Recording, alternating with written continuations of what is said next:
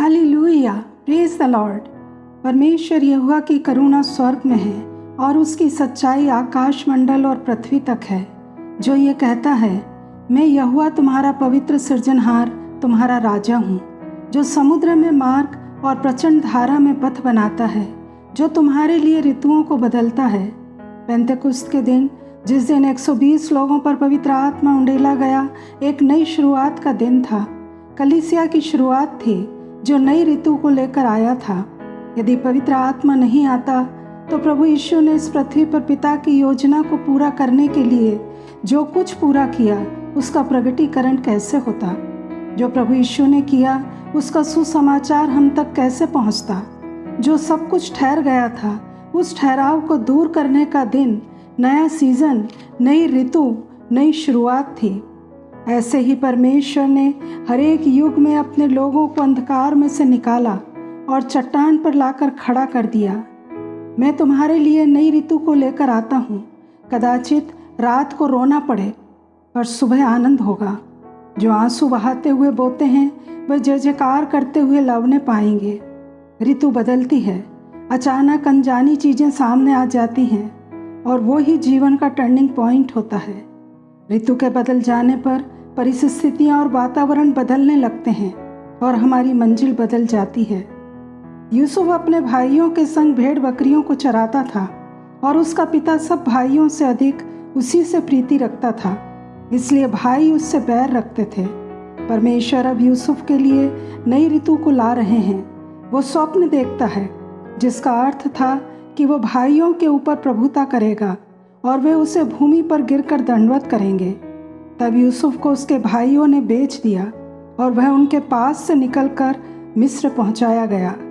सबसे पहले मिस्र में पहुंचने वाला इजरायली यूसुफ था। परमेश्वर में उसका दृढ़ विश्वास उसे फिरौन के महल तक ले गया कि वह प्रधानमंत्री बने, और फिर उसके स्वप्न के पूरा होने का समय आया। देश में अकाल पड़ा और भयंकर होता गया। अकाल के समय फिरौन ने सारा अधिकार यूसुफ को दिया और यूसुफ जो मिस्र देश का अधिकारी था, वही अन्न बेचता था। जब उसके भाई अन्न लेने के लिए आए, तब भूमि पर मुंह के बल गिरकर उसको दंडवत किया। वही स्वप्न जो परमेश्वर की ओर से था पूरा हुआ। तब यूसुफ ने कहा, अब तुम लोग मत पछताओ, उदास मत हो, क्योंकि परमेश्वर ने तुम्हारे प्राणों को बचाने के लिए मुझे तुम्हारे आगे भेज दिया। नीति वचन 16:9 में लिखा है, मनुष्य मन में अपने मार्ग पर विचार करता है, पर परमेश्वर उसके मार्गों को स्थिर करता है। मूसा फिरौन की बेटी का बेटा था। अपनी समझ के अनुसार उसने एक मिस्री की हत्या की और मिस्र से भागा। 40 साल तक जंगल में रहकर अपने ससुर की भेड़ बकरियों की चरवाही की।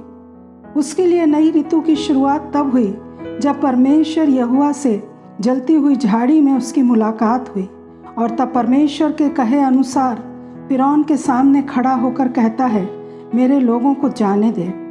यूसुफ के समय मिस्र में 70 इस्राएली पहुंचे थे, और जब 430 साल की गुलामी के बाद एक जाति बनकर इस्राएलियों के साथ मूसा ने मिस्र को छोड़ा, तब 6 लाख केवल पुरुष अर्थात लगभग 25 लाख लोग थे। परमेश्वर ऋतु को बदलकर नई ऋतु में ले आते हैं।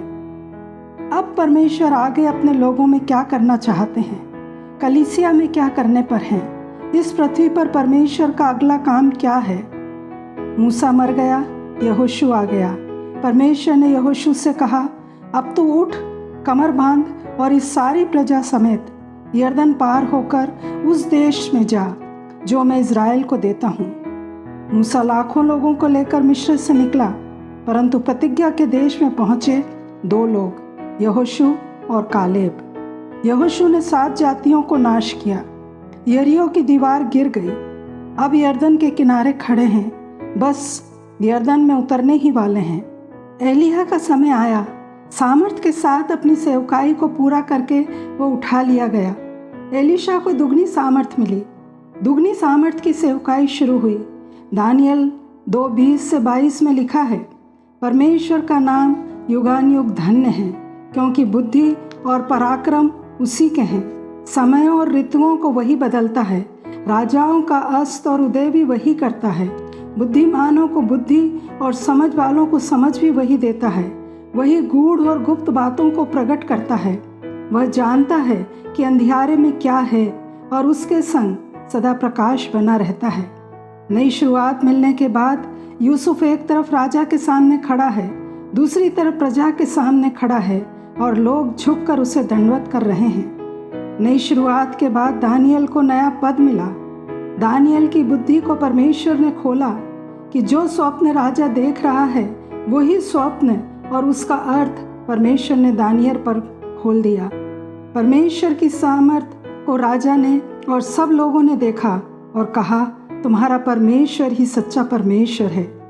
अब यीशु की सेवकाई के बाद प्रेरितों की सेवकाई शुरू हुई।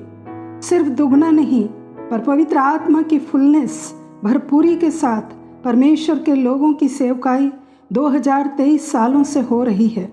अब परमेश्वर नई पीढ़ी को तैयार कर रहे हैं। आज तक मूसा की, एलिया की प्रसिद्धि थी। मूसा ने संघर्ष किया, यहोशू ने आगे बढ़ाया और इज़राइलियों को लेकर यरदन पार की। एलिया ने संघर्ष किया पर दोगुना एलीशा को मिला। परमेश्वर अब नई पीढ़ी के द्वारा काम करने जा रहे हैं। पहली, मध्यम और अंतिम वर्षा कुछ इस प्रकार होगी जैसा योएल 2:23 में लिखा है, हे सिय्योन के लोगों, तुम अपने परमेश्वर यहोवा के कारण मगन हो और आनंद करो, क्योंकि तुम्हारे लिए वह वर्षा अर्थात बरसात की पहली वर्षा बहुतायत से देगा और पहले के समान अगली और पिछली वर्षा को भी बरसाएगा। एक सेना तैयार की जाएगी, पूरे देश के लिए अभिषेक आएगा। अलग अलग डिनोमिनेशन बैरियर्स टूट जाएंगे। एक सेना बनाई जाएगी जिसमें लड़ने वाले लोग होते हैं, बैठकर सुनने वाले नहीं। सारे अधिकार जो प्रचारक, पास्टर, बिशप के हैं वो अच्छे हैं, पर प्रभु की रुचि अब सेना में है। अंतिम वर्षा के समय मैं लीडर रहूँगा, मैं सेनापति रहूँगा। सेनाओं का यहोवा मैं हूँ और तुम सेना। अब प्रश्न है, कौन उस सेना में शामिल होंगे?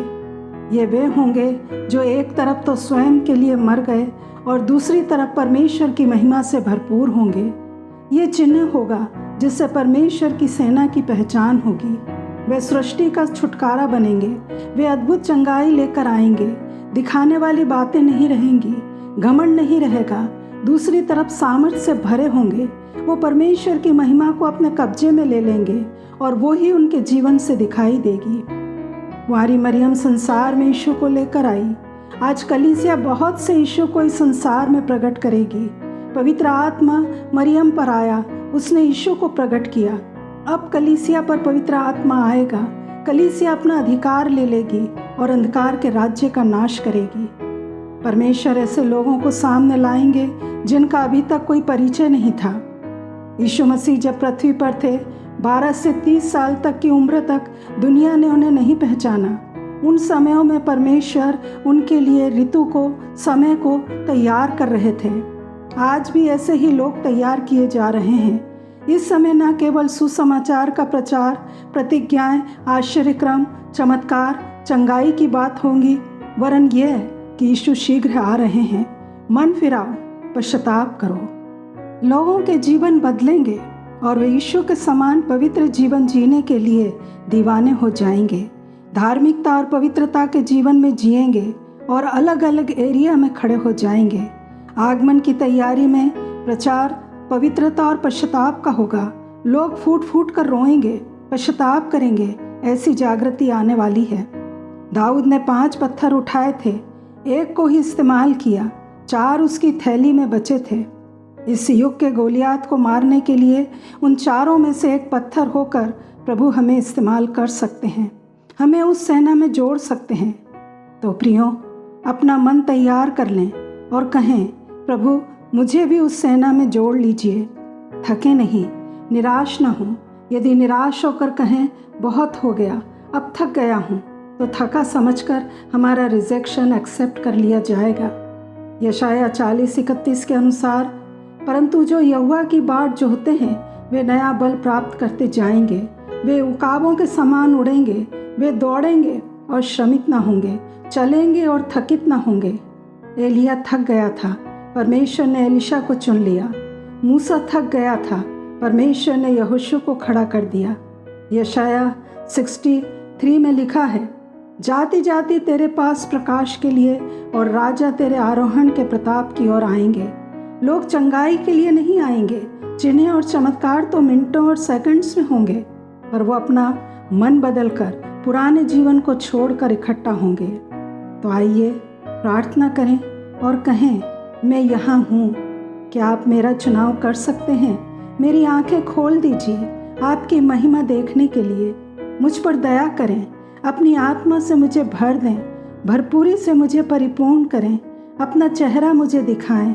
अंतिम समय की महिमा के लिए, अंतिम बारिश के लिए मुझे तैयार करें, मुझे स्पर्श करें, अपना हाथ मुझ पर रखें, अपनी उपस्थिति से मुझे भर दें कि आपकी ज्योति मुझ में से चमके। यीशु मसीह के नाम में आमीन।